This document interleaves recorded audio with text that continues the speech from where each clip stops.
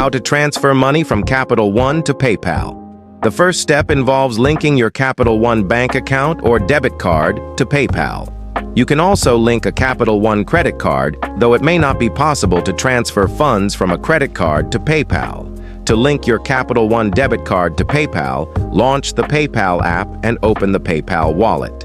Next, select Link a debit or credit card, then provide the details for your Capital One debit card. Follow the instructions to verify your identity, and you may be redirected to Capital One's digital banking service to enter your login credentials.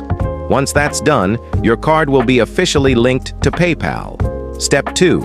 After passing the verification process, you can add money from your Capital One bank account to PayPal. To do this, visit www.paypal.com, log into your account, and tap the wallet option.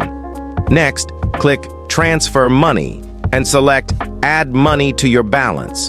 Then choose your preferred bank account or debit card, select your Capital One account, and enter the amount you want to send.